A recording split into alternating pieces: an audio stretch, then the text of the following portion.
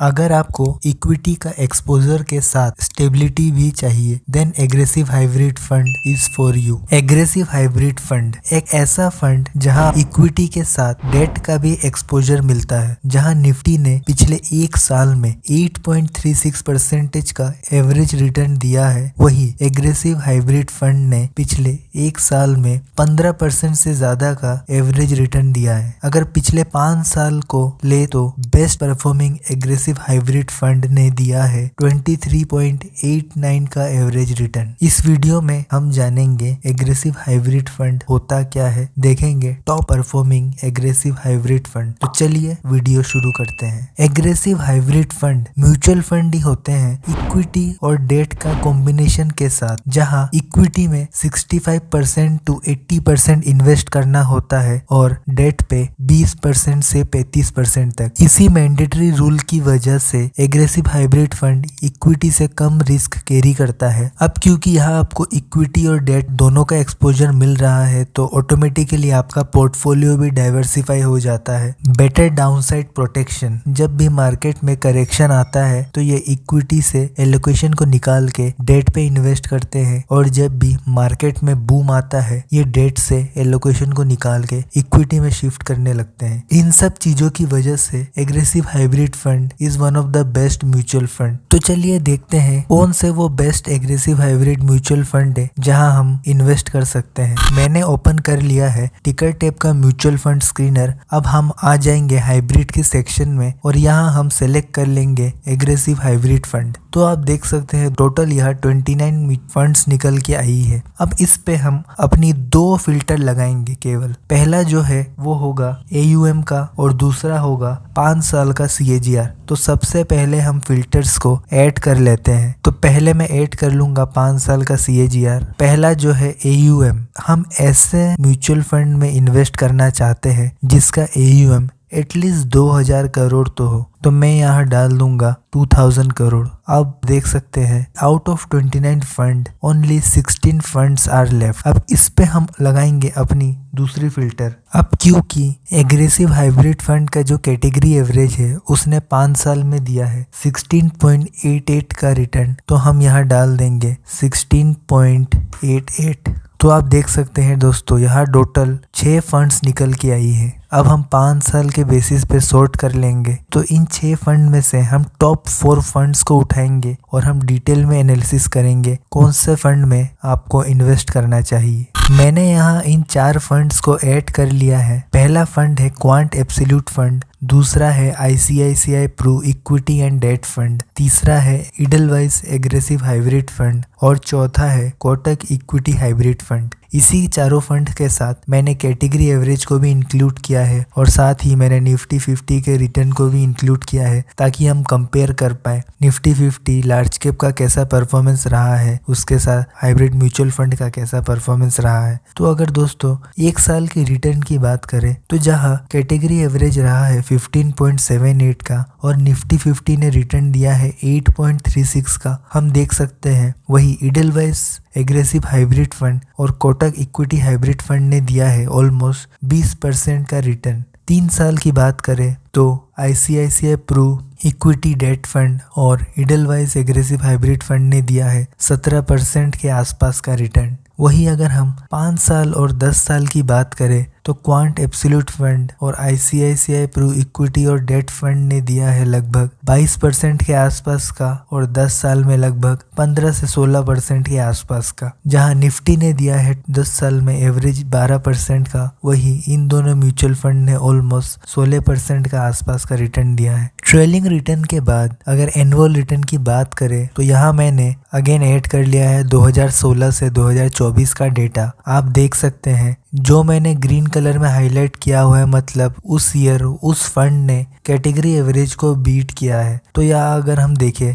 ICICI Pru equity और date fund ने सबसे ज्यादा टाइम्स अपने कैटेगरी एवरेज को बीट किया है। सिर्फ 1 ईयर 2020 में इस फंड ने कैटेगरी एवरेज को बीट नहीं किया था। वही अगर सेकेंड म्यूचुअल फंड की बात करें तो इडलवाइज एग्रेसिव हाइब्रिड फंड और कोटक इक्विटी हाइब्रिड, इन दोनों फंड ने भी कई बार कैटेगरी एवरेज को बीट किया है। एनुअल रिटर्न के बाद बात कर लेते हैं रोलिंग रिटर्न की। तो रोलिंग रिटर्न के लिए मैं आ चुका हूँ advisorkhoj.com की वेबसाइट पे। यहाँ हम इन चारों फंड्स के रोलिंग रिटर्न को कैटेगरी एवरेज से कंपेयर करेंगे। तो मैंने यहाँ इन चारों फंड्स को ऐड कर लिया है। रोलिंग पीरियड हम ले लेंगे 3 इयर्स और स्टार्ट डेट में मैंने डाल दिया है 14 जनवरी 2019 का और मैं कर दूंगा सबमिट। यहाँ आप देख सकते हैं ऑरेंज कलर में है क्वांट एब्सोल्यूट फंड, ये है ICICI Pru equity, green colour में है Kotak equity fund, light blue में है इडलवाइज और पर्पल में है कैटेगरी एवरेज। तो अगर हम देखें दोस्तों,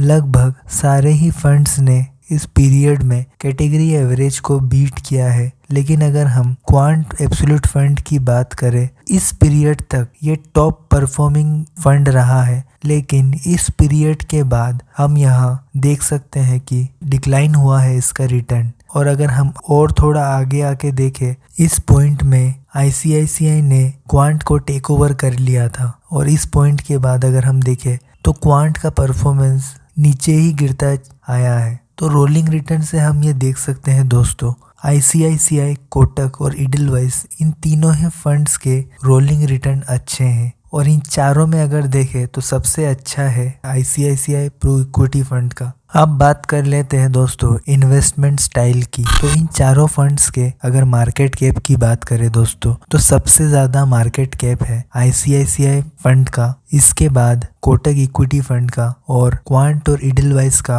लगभग 2000 करोड़ के आसपास का है। टर्नओवर रेशियो की अगर हम बात करें, जहां कैटेगरी एवरेज है 58.18 का, क्वांट का है 237, ये बहुत ही ज़्यादा है दोस्तों। इससे हमें ये पता चलता है कि फंड मैनेजर बहुत ही फ्रीक्वेंट में पूरा का पूरा पोर्टफोलियो चेंज कर रहे हैं। और वही अगर हम ICICI प्रो इक्विटी फंड की बात करें तो इसका टर्नओवर रेशियो है सिर्फ 27 का, मतलब ये फंड बहुत ही स्टेबल है, पोर्टफोलियो उतना चेंज नहीं हुआ है। वही इडलवाइज और कोटक की बात करें तो वो लगभग 65% के आसपास का है। अब बात कर लेते हैं इक्विटी। दोस्तों इक्विटी में लगभग सभी फंड्स ने 70 से लेके 75% तक इन्वेस्ट कर रखा है, जहां लार्ज कैप में सबसे ज़्यादा है ICICI Pru equity and debt fund का 52.35 का, वही सबसे कम है कोटक इक्विटी हाइब्रिड फंड का। मिड कैप में सबसे ज़्यादा इन्वेस्ट कर रखा है कोटक इक्विटी हाइब्रिड फंड ने और उसके बाद सबसे कम इन्वेस्ट कर रखा है ICICI प्रो इक्विटी और डेट फंड ने। स्मॉल कैप की बात करें तो सबसे ज़्यादा इन्वेस्ट कर रखा है कोटक इक्विटी हाइब्रिड फंड ने और क्वांट एब्सोल्यूट फंड ने तो स्मॉल कैप में इन्वेस्ट ही नहीं किया है। वही अगर हम डेट एलोकेशन की बात करें, डेट पे लगभग सभी फंड्स ने